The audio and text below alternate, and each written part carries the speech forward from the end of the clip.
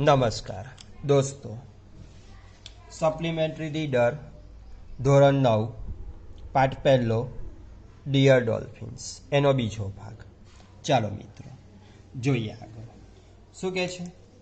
મુદ્દા number 5 dolphins and intelligence. Dolphins અને સમજદારી. ઇન્ટેલિજન્સી એટલે સમજદારી અથવા તો બુદ્ધિમત્તા. A dolphin's brain, ડોલ્ફિનનું મગજ, is heavier than a human brain. A dolphin's brain, ડોલ્ફિનનું મગજ, is heavier, વજનદાર છે, than a human brain, ડોલ્ફિનનું મગજ મનુષ્યના મગજ કરતાં વજનદાર છે. They have the highest brain body weight ratio. Brain એટલે મગજ, બોડી એટલે શરીર, વેઇટ રેશિયો મગજ અને શરીરના વજનનો ગુણોત્તર સૌથી વધારે હોય છે.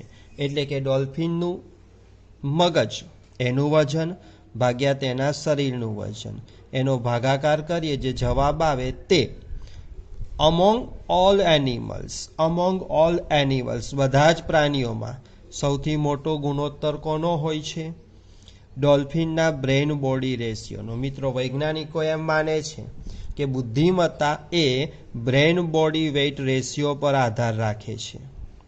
જેનો બ્રેઇન બોડી વેઇટ રેશિયો વધારે હોય તે બુદ્ધિમાન હોઈ શકે એવું વૈજ્ઞાનિકોનું અનુમાન છે. એક્સેપ્ટ કોને છોડીને?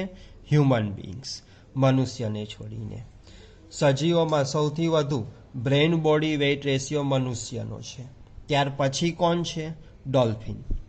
ડ્યુ ટુ ધીસ, આ કારણે, due to this big brain they are easy to train.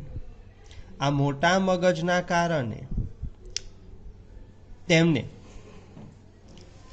કેળવવી સહેલી છે. ટ્રેન એટલે કેળવવી. They can be good friends of human beings. તે એટલે કે ડોલ્ફિન્સ માનવ જાતની સારી મિત્ર બની શકે. ઓકે, ચલો મિત્રો મુદ્દા number 6 dolphins in danger. Dolphins ભયની પરિસ્થિતિમાં.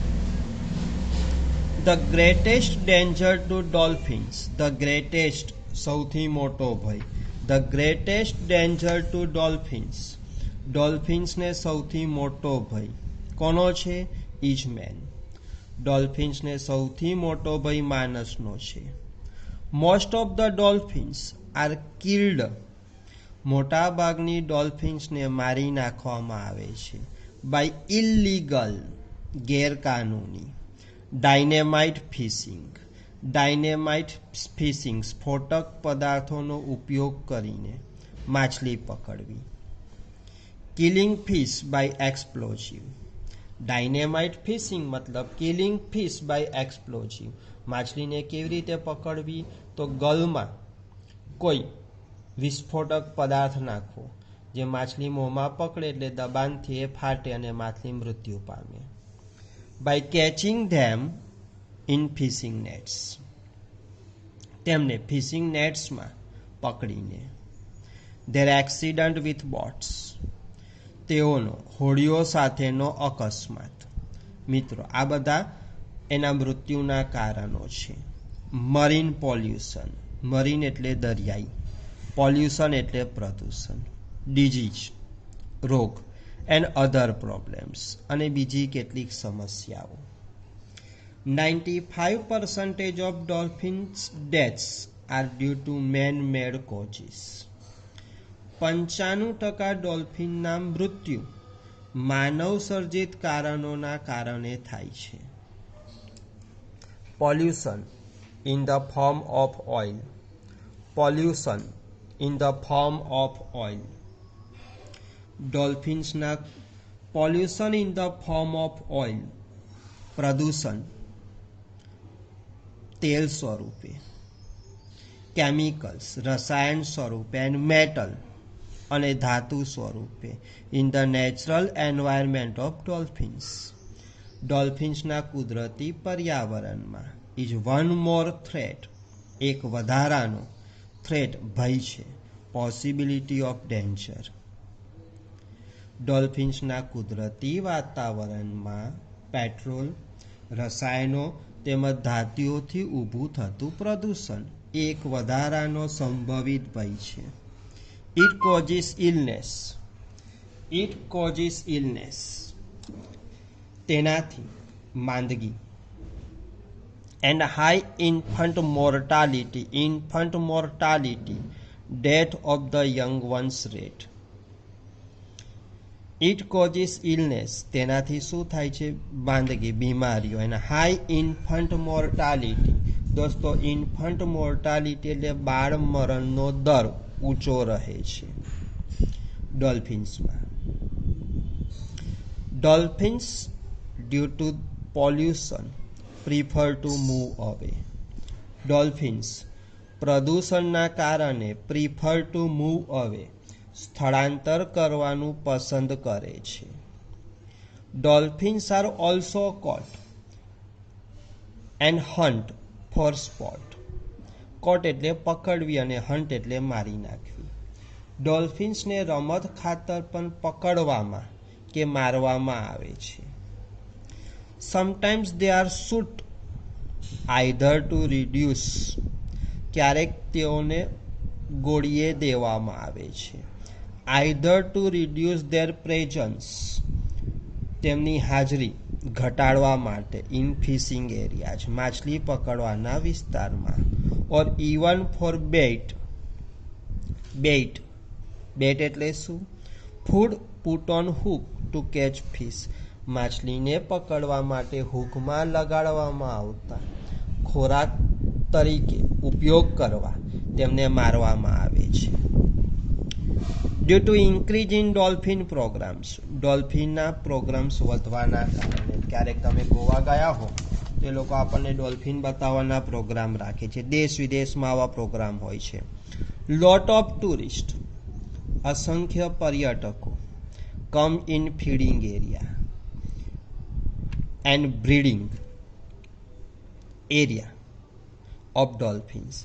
અસંખ્ય પર્યટકો તેમના ખોરાક, ફીડિંગ એટલે ખોરાક અને બ્રીડિંગ એટલે ઉછેરના વિસ્તારમાં આવે છે. ધીસ ડિસ્ટર્બ્સ, તે અડચણ પેદા કરે છે the dolphins, and therefore they die early, અને તેથી તે વહેલી મૃત્યુ પામે છે. Dolphins are also part of food chain. Dolphins એ આહાર શૃંખલાનો એક ભાગ છે. They are eaten by શાર્ક્સ.